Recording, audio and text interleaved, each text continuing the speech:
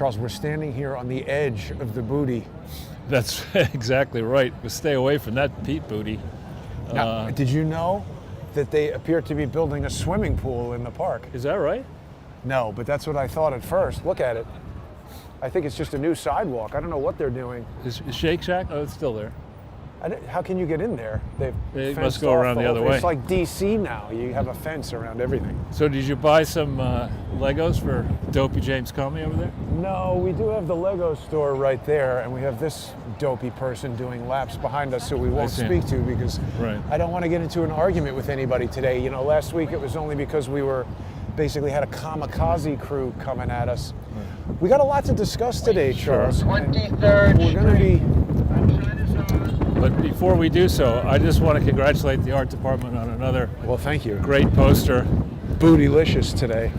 Yeah, I mean, that guy, I mean, one of the things that I always, when I was in the business of working for other people and I had to hire, I would always look for a consistent pattern of accomplishment in a resume where you do something and you learn from it and you do something more complicated or more taxing and you learn from that. This guy Buttigieg has only 3 years experience in the private sector. That's it, and he's 41 years old. Wow. I mean, you can't. Somebody like that does not belong in charge. I had started 4 companies by the time I was 41. Right. It's just ridiculous that this guy. I mean, the transportation sector is a vital sector. If now, hang on. I don't want to cut you off, but I know that we should plan a little bit at the outset because I've come to realize that you want to start with a bit of an intro, and there's sometimes some housekeeping stuff that I need to get out of the way before we do that. And I don't want to cut you off, but several important things to announce. So first of all, the show today is going to take place in the First Amendment Forum. So people who are going to want to hear the conversation in an area where we're not going to be shut down for talking about stuff that we want to talk about, you need to join us on subscribestar.com/crowdsourcethetruth or patreon.com/crowdsourcethetruth, or of course, odyssey.com/@crowdsourcethetruth. I'm loving Odyssey, Charles, for a lot of reasons, because it helps me control the costs of doing the broadcasts because it's its own video host in addition to being a subscription management site.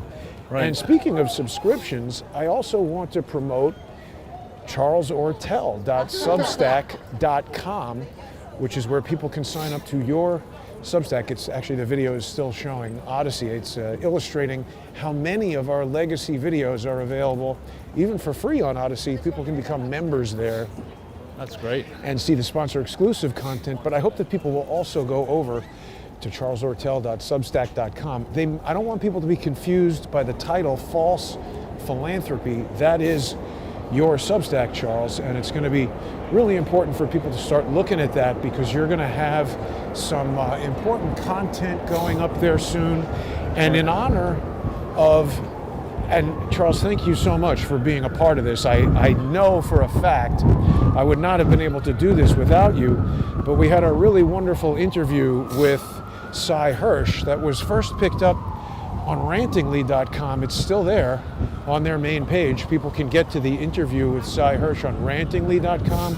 And also, I really want to thank Joe Hoft and the staff over at Gateway Pundit. They've also posted it on there. Don't watch out for the toe fungus on Gateway Pundit, but you can get right to the Cy Hirsch article. It's talking about the explosive interview that we had there. And, you know, he told us about how great Substack was for him. So in honor of that, Charles, I have started putting content on my Substack, and people can now subscribe to crowdsourcethetruth.substack.com. I've put up the Twitter Files article on there, and that's free for everybody to look at. If you haven't seen it yet, I really hope that people will look at that Twitter Files article. And then what I'm going to do, Charles, after our broadcast today, I got a transcript of the Cy Hirsch interview, and I'm going to put that up there for people who really want to dig into all of that important stuff that Cy Hirsch was saying. They'll be able to look at the transcript on Substack. I think that's very important, and I think you've gotten the same thing happening to you. I have received out of the blue quite a few different emails from people who said that interview was historic and that people are going to be watching it and professors are going to be teaching from it for years. Wow. Yeah, because, well, I think it is. I should have worn a tie. I did. But Sorry. no, I think the reason for that is that Hirsch nailed a number of very significant things. And I think by his example, he's broken the back of the traditional publishing approach for print media, which was that. you have to, in order to get anything serious out, you got to do it in the Times or the Post. I think we have the light. Yeah, And then if you want, New York, that's doesn't have license plates. no license plate, but he's driving like somebody who's not from around here. Yeah.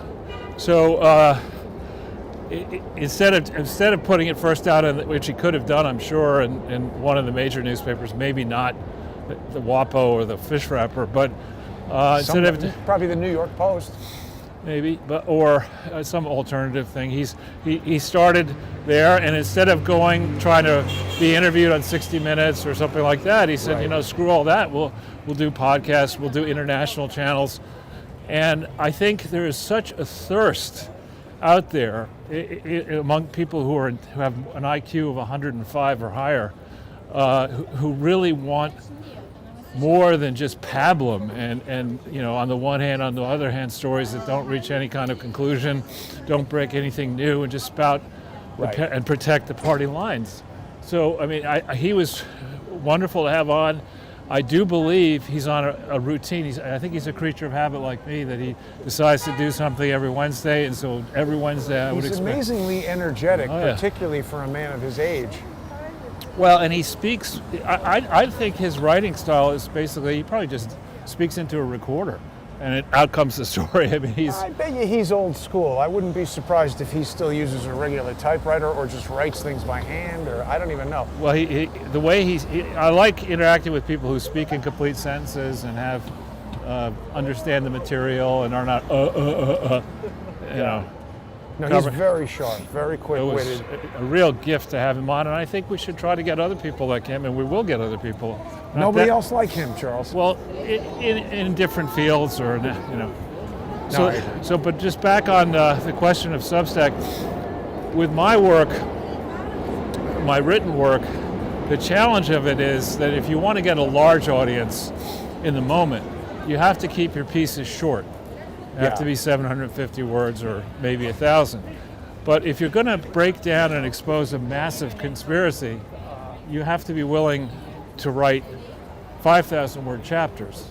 Right. And the audiences may be the same, but they get to the 5,000 word pieces after reading the 750 word pieces. And so I have a large volume of material to get out. And back in September 2016, I'll break a little news, I listed out about, I think, 40 odd exhibits that I intended to publish.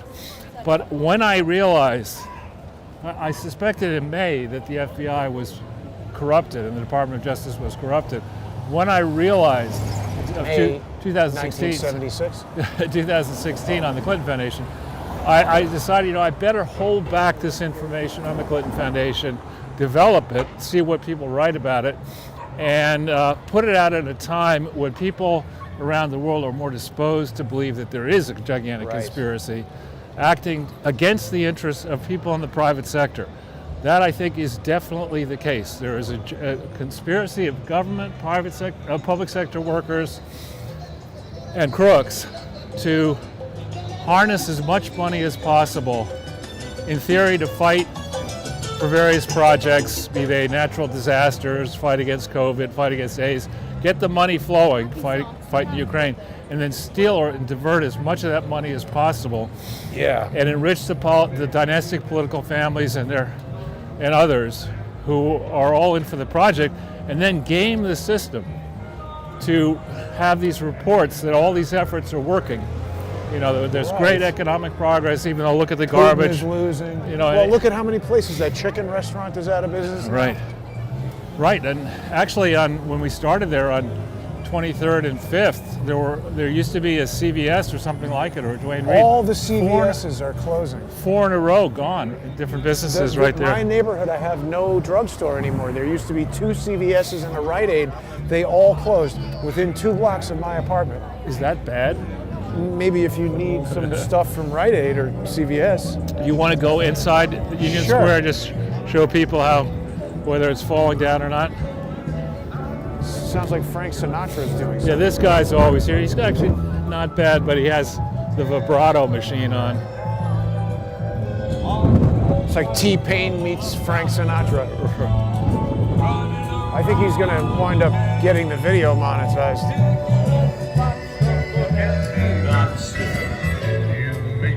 Well, maybe he's having there fun. you go, look, store for rent. Yeah. What was that? That was the candy store or something, wasn't it? Sorry? That was the candy store, I think. Was it? Some kind of big ice cream place or something. Seems to be a lot of like, oh, that's the xylophone guy. Yeah, there's a lot of noise. A lot of kids. Well, so anyway, Cy Hirsch definitely turning the traditional publishing world on its ear. And by the way, I mean, I think he accomplished what he needed to, because the UN was talking about it, and Russia and China are demanding that the U.S. answer this, and the U.S. just keeps saying, nah, it's conspiracy theory. Well, I don't think, I mean, the various and sundry, Pete Buttigieg, I lost my train of thought. Jen Psaki, I'll circle back. You know what? That I'm glad you brought that up, because the clip where he says, "Oh, I lost my train of thought." If you watch the whole thing, do you know what he's talking about when he says that? Yeah, I don't think he knows what he's talking about. He says disinformation is being used in East Palestine, and I mean, he's talking about these independent journalists like, what's her name, Savannah Hernandez, and Nick Sater. Are two just, Savannah works for Turning Point, which is Charlie Kirk, but Nick Sater, I think, is just a guy with his cell phone who went over there and is publishing on Twitter, and those people seem to be showing the truth. They're going to the high school auditorium where Erin Brockovich is telling them about how the government is giving them the runaround. Some guy was saying that he has developed breathing problems and his voice sounds like he's Mickey Mouse. Yeah, I saw that. Because he's inhaling helium from burning that stuff. You think that's what it is? Yeah. That's what some scientists said, that burning that vinyl chloride or whatever creates helium is one of the byproducts. And then the other thing that scientist guy said is that it was not a controlled burn. It was an uncontrolled burn because they just lit it on fire. And this guy gave a great explanation. He said that a controlled burn is like what happens in your engine. There needs to be, of your car, there needs to be a vessel that can control the amount of fuel and the mixture with air so that they could, and the temperature. Right. So, like your car has a red line, and if you burn it so hot that the engine explodes, that's not good.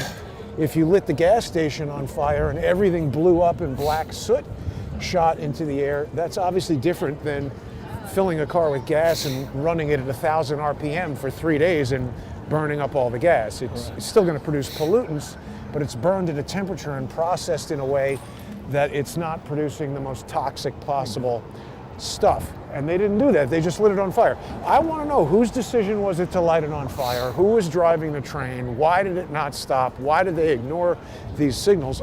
Boot edge on the edge of the booty. He's just there saying, oh, no, this is Trump's fault, and we're not here to do politics, but it was Trump.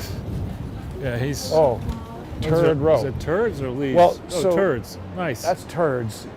Charles, on that shitty note, we're going to make our transition here to the sponsor-exclusive segment. It's going to be happening on subscribestar.com/crowdsource the truth, patreon.com/crowdsource the truth, and odyssey.com/@crowdsource the